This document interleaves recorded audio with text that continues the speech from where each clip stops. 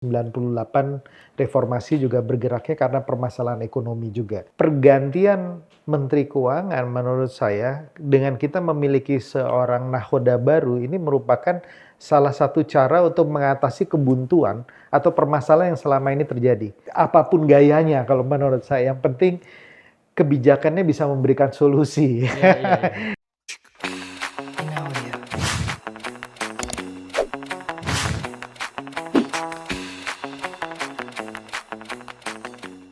Hai Sobat Politician Academy, bertemu lagi dengan kami dalam segmen Kata Pak D, kolaborasi Politician Academy dan Drone Emprit bersama saya Bonggas Chandra dan sahabat saya Mas Nova Mujahid. Kita menarik sekali diskusi dan pertemuan kali ini karena dari terakhir kita melakukan syuting Kata Pak D, kita baru saja kemarin reshuffle kembali Betul, betul. di angka keramat lagi. Kemarin di tanggal 8 September, berikutnya 17 September. Masih mengandung 8, karena 1 tambah 7, 8, ya 17. Tapi mungkin nggak kita bahas hari ini tentang reshuffle-nya, kita membahas satu hal yang menarik, masih bagian dari reshuffle sebetulnya, di mana kita memiliki nahoda ekonomi yang baru. Ya. Pak Purbaya sebagai Menteri Keuangan baru dengan segenap dinamika dan kontroversinya nih Mas, gitu ya. Jadi ini menarik karena kita bisa melihat bahwa publik pada awalnya ragu terhadap sosok ini. Siapa sosok ini? Di belakangnya siapa? Kepentingannya bagaimana? Mazhabnya seperti apa? Yang beradu dengan sosok Bu Sri Mulyani yang sudah 12 atau 13 tahun berada di posisi yang sama. Jadi ini menarik, tapi kemudian ada tindakan-tindakan, ada perilaku, ada cara dan sikap yang kemudian membalikkan mungkin sentimen publik. Nah, saya nggak tahu, ini pembicaraan menarik sekali karena dinamika yang terjadi di dunia maya, pembicaraan netizen berkaitan dengan Pak Purbaya ini bagaimana dilihat oleh Drone Emprit gitu. Jadi volume dan interaksi yang terjadi seperti apa nih, Mas Nova? Kalau kita bicarakan reshuffle yang kemarin ya, ini reshuffle kedua karena karena sudah ada yang ketiga. Ya. Kalau kita bicara reshuffle kedua, memang yang menjadi magnet perbincangan kemarin itu adalah Ibu Sri Mulyani dan Pak Purbaya. Dengan ini kita katakan saja Menkeu itu yang menjadi menjadi magnet percakapannya. Selain Menko tentu ada Pak Budiari. Mungkin kita kapan-kapan kita bahas Pak Budiari. Boleh. Nah, ini kelihatan dari sedemikian tingginya minat publik pada Pak Purbaya itu kelihatan dari dia menjadi trending topik di percakapan di Twitter.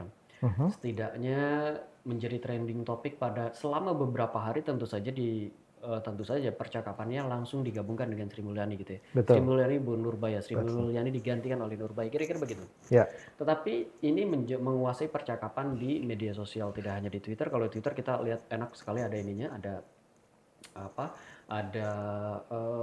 history trending topiknya, tapi kalau media sosial lain kan agak susah ya kita ngeliat. Jadi kita lihat Twitter. Nah, kalau percakapan tentang Pak Purbaya sendiri, kalau tadi itu Purbaya dengan Sri Mulyani atau Kemenkeu, reshuffle di Kemenkeu, kita bicara tentang Pak Purbaya sendiri. Saya ambil data dari tanggal 7 sampai tanggal, jadi sehari sebelum ini, sebelum reshuffle, sampai tanggal 16. Oke. 16 siang. Ya. Kelihatan kalau percakapannya itu mencapai lebih dari 78.000 percakapan Pak Bonggas. 78.000. 78.000 percakapan dengan interaksi tiap percakapan lebih dari 3 miliar. Ini angka yang sangat tinggi. Ya, tinggi sekali. Ya. Dan kalau melihat jumlah percakapannya dibandingkan dengan jumlah interaksinya, kelihatan sepertinya publik lebih banyak menyampaikan pendapatnya karena dibandingkan dengan interaksi sebelumnya itu memang sedikit lebih rendah ya. Tetapi tingginya produksi konten, produksi narasi di media sosial itu juga itu juga berarti bahwa publik senang atau lebih bergairah untuk menyampaikan pendapatnya daripada mengamini atau mengiyakan pendapat orang lain. Seperti itu. Ya. Dengan lebih dari 3 miliar interaksi ya. Oke. Dan yang menarik adalah selain kanal Twitter, kanal kedua yang jadi yang menyorot banyak sekali percakapan publik adalah di kanal YouTube. YouTube ya. Interaksinya cukup tinggi di YouTube karena ternyata banyak orang yang membahas tentang Pak Purbaya. Siapa dia? Profil Pak Purbaya itu seperti apa? Ya. Dia ternyata orang yang suka keris. Ini kan agak berbeda Di luar, nih dengan iya. jadi komunitas keris ketika melihat Pak Purbaya langsung itu komunitas keris langsung mengapresiasi. Iya. Lalu dia juga adalah orang yang ceplas-ceplos. Ceplos-ceplos. Jadi profil Pak Nurbaya itu diulas betul. Termasuk keluarganya mungkin termasuk ya. keluarganya. Iya. Nah, dari sini saja kita tahu bahwa percakapan tentang Pak Nurbaya itu betul-betul jadi menjadi buah bibir kayak gitu ya. Dan kalau kita lihat tren percakapannya misalkan dari lebih dari 70.000 percakapan itu, memang kelihatannya percakapan Pak Nurbaya itu tinggi pada satu hari setelah dia diangkat pada tanggal 9. Tanggal 9, ya, betul. Pada tanggal 9. Tetapi kemudian menurun, tapi kemudian naik lagi pada tanggal 15 September. Jadi ada beberapa peak yang paling signifikan, tapi yang paling signifikan adalah Pak sehari setelah diangkat membahas tentang pernyataan Pak Purbaya yang 17+8 itu dan seterusnya ya. Lalu juga tentang anaknya, pernyataan anaknya yang kita sampaikan saja menyebut Ibu Sri Mulyani agen CIA. CIA itu ramai di bicarakan publik. Belum lagi pada tanggal 9 juga ada demonstrasi yang dilakukan oleh mahasiswa oleh BEM UI. Betul. Meminta Pak Nurbaya ini direshuffle segera karena baru beberapa jam nih sudah mengeluarkan statement yang melukai sebagian masyarakat. Kayaknya ini nggak sensitif dengan isu-isu yang sekarang ada ya. Gitu. Jadi kontroversial di awal, terutama karena pernyataan Pak Nurbaya yang dianggap tidak sensitif, lalu anaknya kayak gitu ya. Tetapi selain itu juga publik itu ragu. Terutama kita lihat pasar langsung menjawab dengan sentimen negatif. Indeks harga saham gabungan langsung anjlok pada hari itu juga. Dan belum naik signifikan pada hari berikutnya. Jadi pasar melihat masih bingung. Siapa Pak Nurbaya ini? Kayak gitu, kira-kira begitu. Selain itu juga meskipun dibahas banyak sekali yang bahas profil tentang Nurbaya, tapi itu kan belakangan. Yang pertama-tama dibahas profil yang kelihatan dulu. Nurbaya ini dari LPS, Betul, gitu ya. Pak Purbaya dari LPS sebelumnya. Lalu di LPS ternyata dia bahkan ada kritik di LPS dia tidak terlalu menonjol juga, tidak terlalu bersinar juga. Jadi Profesor Ratulihin kalau tidak salah yang bicara tentang itu. Saya berapa kali ngomong dengan dia. Nah, kritik-kritik pada Pak Purbaya yang cenderung meragukan kapabilitas dan kemampuannya untuk memanage fiskal APBN itu yang membuat sentimen negatif pada Pak Nurbaya cukup tinggi di awal-awal percakapan. Kira-kira begitu, Pak. Betul. Ya, walaupun nanti kemudian di titik tertentu bouncing kelihatannya ini. Nanti kita lihat di situ. Tapi topik-topik pembicaraan tentang Pak Purbaya dalam konteks pembicaraan netizen ini apa saja gitu? Kalau kita kelompokkan dalam klaster yang seperti biasa dilakukan. Biasanya kita lakukan untuk mengidentifikasi siapa yang berbicara, Betul. juga apa saja isu-isu yang dibicarakan kita identifikasi lewat clustering SNA. Kita pemodelan SNA, Social Network Analysis. Nah, kalau dilihat dalam SNA itu memang kelihatan jika Pak Nurbaya ini dibahas oleh 3 klaster utama. 3 klaster. Media sudah pasti, tapi media tidak akan saya bicarakan karena kebanyakan media membahas tentang proses reshuffle, lalu serah terima jabatan, menginformasikan yang tampak di lapangan begitu. Sedangkan media sosial kan mencoba menginterpretasi apa yang tidak tampak, begitu kan kira-kira Ya, Pak Bongan. ya. Nah kalau dilihat memang akan terbagi netizen itu dalam 3 klaster utama. Ada klaster pendukung dan klaster aktivis yang cenderung kritis, lalu ada klaster publik yang juga sebagian mendukung, sebagian kritis kayak gitu. Oke. Aktor pendukung ini kebanyakan memang menekankan rekam jejak Pak Nurbaya yang siapa dia? Nggak jelas nih dibandingin Ibu Sri Mulyani yang ketika dia dibawa oleh Pak Jokowi di periode pertamanya, brandingnya kan dari IMF gitu, dari World Bank kalau tidak salah, IMF atau World Bank ya, internasional gitu. Pak Nurbaya sepertinya tidak punya karir yang mentereng di dunia finansial gitu, apalagi karir internasional, kayaknya tidak punya itu. Jadi banyak yang mendukung tapi juga mempertanyakan, meragukan siapa sebenarnya orang ini. Lalu juga disebutlah Pak Nurbaya ini bagian aktivis, sebelum Pak Nurbaya ini adalah orangnya Jokowi, orangnya Luhut. Jadi yang terjadi sebenarnya ini ganti nama, ganti orang aja, karena sebenarnya perimbangan kekuatannya masih sama. Secara politis gitu, hitung-hitungan perimbangan kekuatannya masih sama. Orangnya Luhut ya orang Jokowi juga gitu. Geng Solo. Geng Solo. Kita kemarin bicara tentang Geng Solo. Nah ini beda orang, beda muka saja, tapi isinya part of Geng Solo kayak gitu. Nah lalu yang umum misalkan juga berbicara bahwa Pak Purbaya ini sebenarnya gengnya Luhut. Lalu juga dia banyak yang membandingkan Pak Purbaya ini dengan Ibu Sri Mulyani. Bukan hanya Ibu Sri Mulyani, tapi juga dengan ekonom-ekonom Indonesia lainnya. Kenapa Purbaya? Karena kita punya ekonom-ekonom yang cukup mumpuni kayak gitu. Ada Khatib Basri, misalkan. Lalu ada Didi Rahbini. Pak Didik ya, Prof. Didik Rahbini, Rektor Pramadina kalau saya.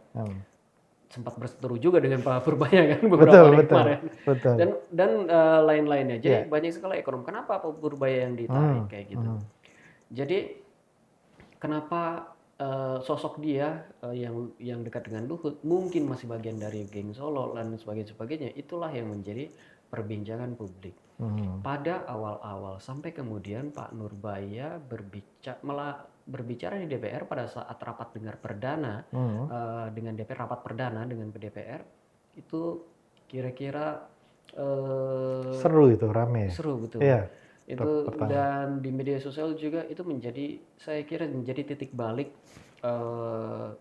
pandangan publik terhadap Pak Nurbaya kayak gitu Pak Bonas.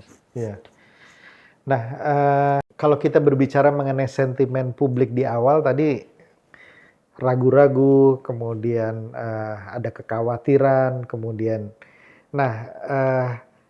apa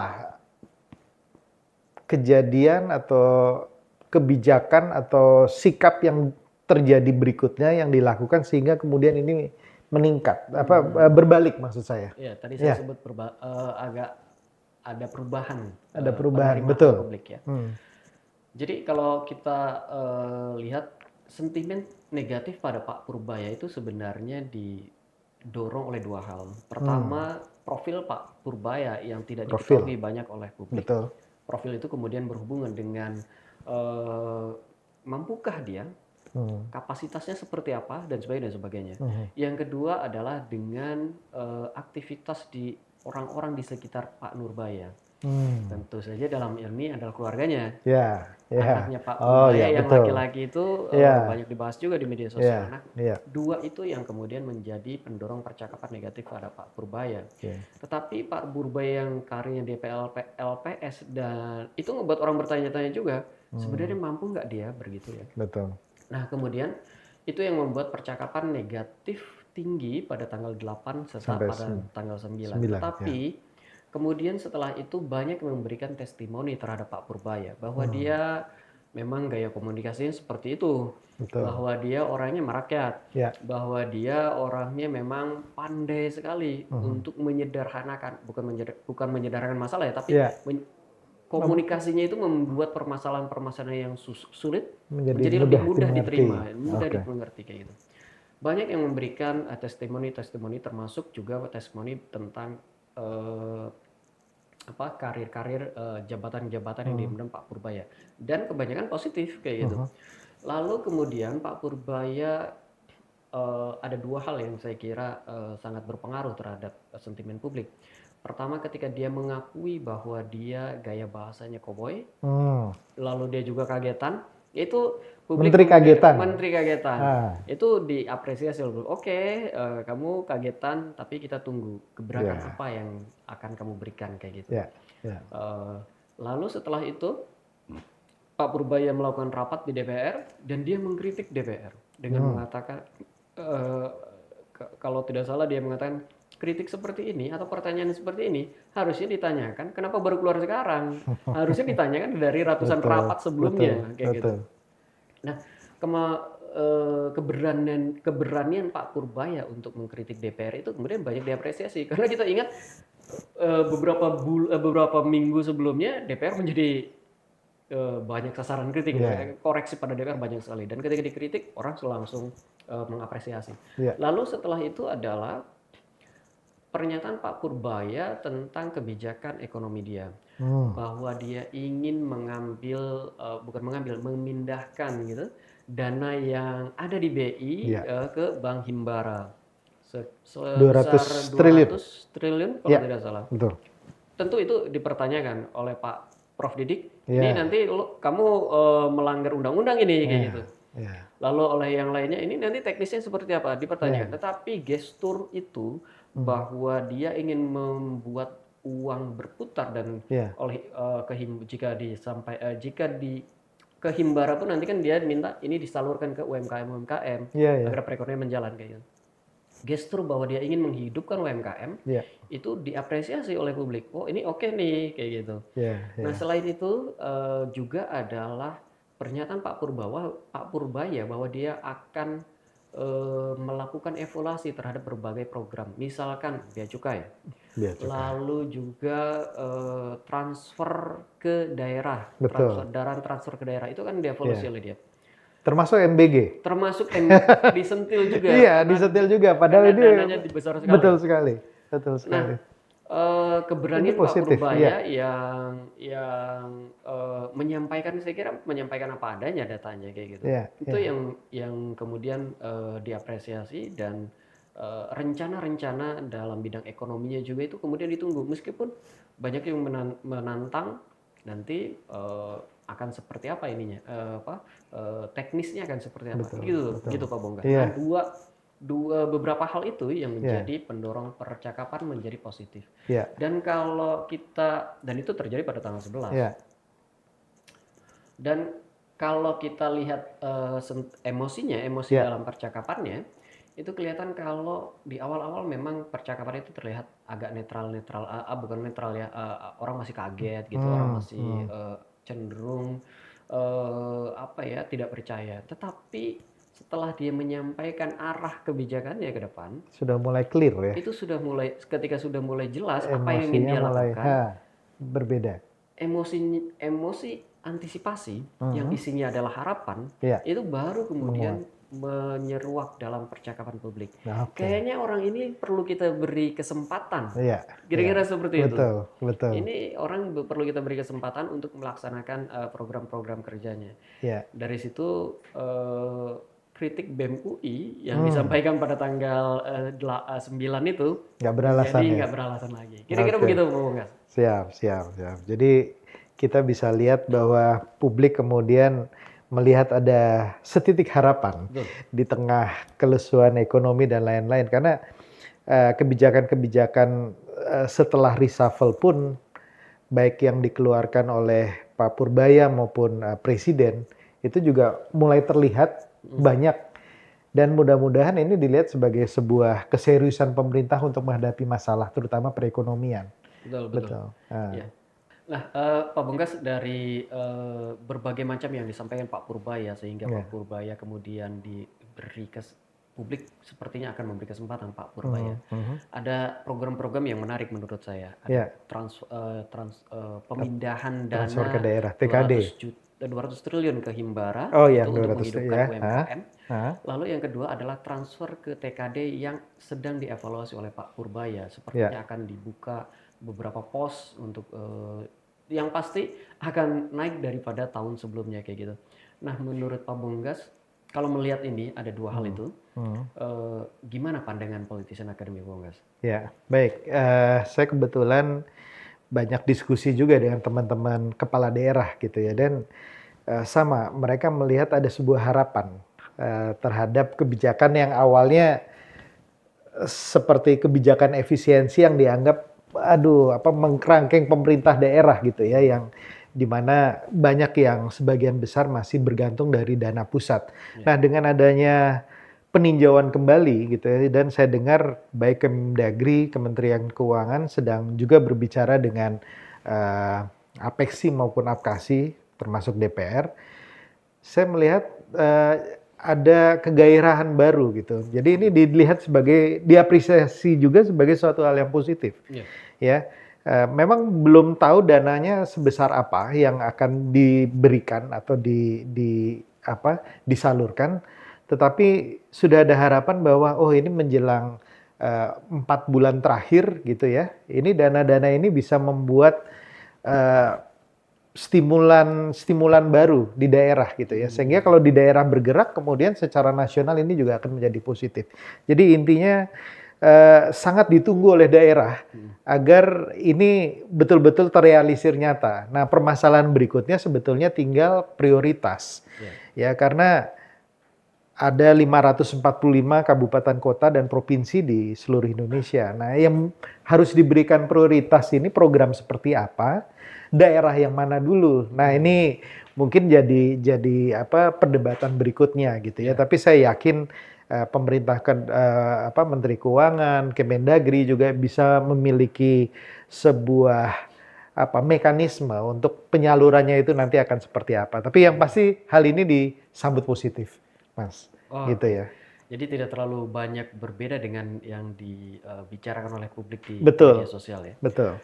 Terutama di YouTube, pembahasan tentang itu cukup tinggi sekali Pak Bonggas, bahwa transfer ke daerah ini memang menjadi penyebab berbagai macam permasalahan. Kempati kemarin baru dan seterusnya kayak gitu. Dan itu yang kemudian menjadi pertimbangan pertama dan terutama publik ketika berbicara tentang transfer daerah. Betul. Nah, kalau di balik itu Pak Bonggas, selain itu maksudnya, kalau melihat Pak Purbaya atau reshuffle secara umum, politician akademi gimana sih Pak Bonggas?